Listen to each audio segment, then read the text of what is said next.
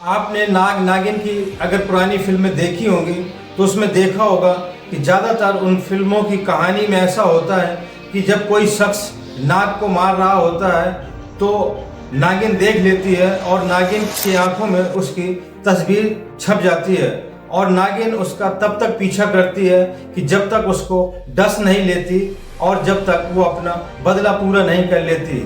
लेकिन हकीकत में ये एक ऐसा मामला सामने निकल कर आया है जिसने तहलका मचा दिया है और चर्चा का विषय बन गया है। दरअसल एक लड़की है, 20 साल की उम्र है उसकी, और उसको एक काले नाग ने 4 साल के अंदर 13 बार डस चुका है। अब इस कहानी के पीछे तरह तरह की चर्चाएं जोर पकड़ रही हैं, जहां पर गांव में तरह तरह की बातें हो रही हैं। कई लोग कह रहे हैं कि ये अधूरी प्रेम कहानी है, कोई कह रहा है कि पुनर्जन्म का नाग नागिन का अधूरा प्रेम है। वहीं पर तमाम लोग तरह तरह की बातें कर रहे हैं, लेकिन वहीं पर उनकी माँ क्या सोचती है और उनके पिता क्या इस बारे में सोचते हैं, ये सब हम आपको बताएंगे। और कब और कैसे कितनी बार काटा ये भी हम आपको बताएंगे।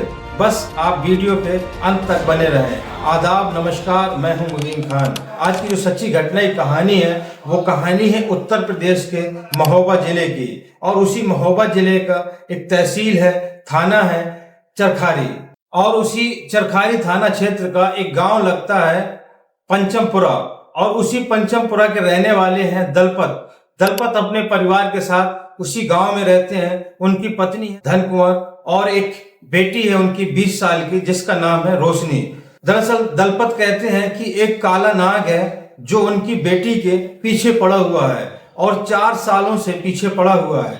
4 साल में जब भी उस काले नाग को मौका मिलता है तो वो बेटी को यानी कि रोशनी को डस लेता है। वहीं पर दलपत ये भी कहते हैं कि दरअसल जब पहली बार उस काले नाग ने काटा था तो उन्हें लगा कि शायद ये इत्तेफाक है, लेकिन अब वो नाग पीछे ही नहीं छोड़ रहा है और वो काला नाग उनकी बेटी रोशनी के पीछे पड़ चुका है। और एक अभी हाल में ही बुधवार के दिन भी उसने रोशनी को फिर से दोबारा से डस लेता है। वो कहते हैं कि दरअसल जब हम लोग काम पर बिजी थे, वहीं पर हमारी बेटी रोशनी अपने आंगन में बैठी हुई थी और उसी समय एक वही काला नाग आया और उसके अंगूठे पर आके डस लिया। जब तक उसने शोर मचाया, जैसे हम लोग वहां आए और काले नाग को पकड़ने की कोशिश की तो हमारे आंखों के सामने से ओझल हो गया।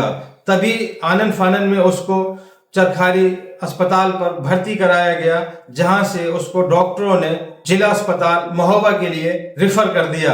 हालांकि रोशनी को लेकर वो जिला अस्पताल महोबा पहुंचे तो वहां पर तुरंत डॉक्टरों ने रोशनी का उपचार शुरू कर दिया और अब वहीं पर डॉक्टरों का कहना है कि रोशनी अब खतरे से बाहर है। लेकिन इस बात ने गांव में दहशत बना दी है और अलग अलग तरीके की चर्चाएं भी हो रही हैं। दरअसल गांव के कुछ लोग तो कुछ और बातें कर रहे हैं, लेकिन वो भी हम आपको बताएंगे। लेकिन वहीं पर रोशनी की माँ धन कुंवर का क्या कहना है, हम उसके बारे में भी आपको बताते हैं। लड़की को सांप काटते हैं। क्यों काटते हैं, क्या वजह है? पता नहीं, कोई पूजा रख जाता है, जब पूजा रख जाता है तो काटता है। कोई पूजा रखते हैं, इसी से परेशान 12 बार काट लिया। तो घर में सभी को दिखता है? तो सब कोई है, छोटा है, अंधेर है, हमारे ठंडा है, कुछ नहीं, छोटे छोटे बच्चे हैं वो भी। तो घर में और किसी को नहीं बोलते। देखो अभी काटा तो अभी साथ में बच्चे ले रहे खेल रहे, वहीं बहुत ही बैठी है, उसको काट लिया। किसको काट लिया, क्या नाम? रोशनी को। हमेशा यूं नहीं काटते? हाँ, किस रूप में आता है? सांप ही बन के आता है, उन्हें थोड़ी नजर पड़ेगी और बस उसके बाद फिर नहीं दिखाई देगा। उसकी आंखों में झिल्ली आ जाती, जब तक वो लाती है जब तक वो दिखाई देती।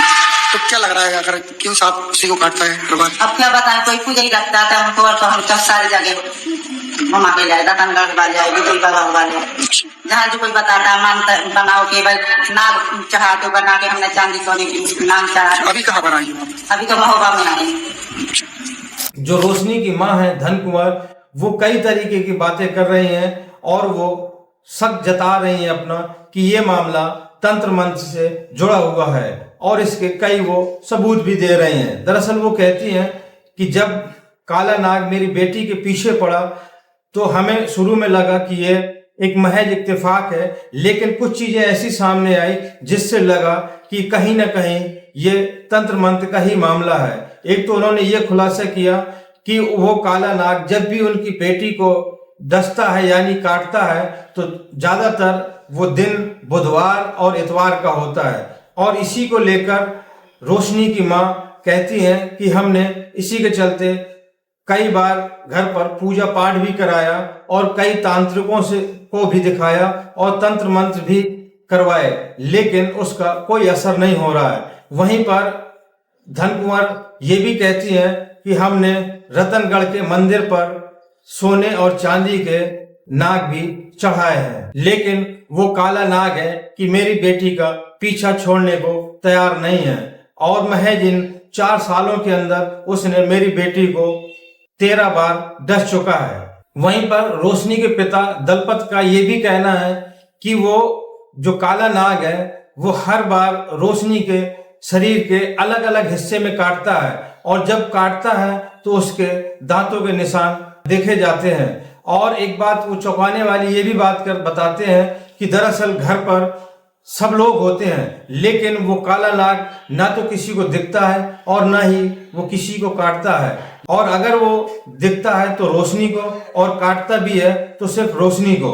और इसी को लेकर गांव में भी अलग अलग प्रकार की कई चर्चाएं हैं, जिसको गांव वाले लोग भी अलग अलग तरीके से अपना इन चीजों को देख रहे हैं। वहीं पर कुछ लोग कहते हैं कि दरअसल ये नाग नागिन की एक प्रेम कहानी है, और वहीं पर कुछ लोग इसको मानते हैं कि दरअसल ये पुनर्जन्म की अधूरी प्रेम कहानी है।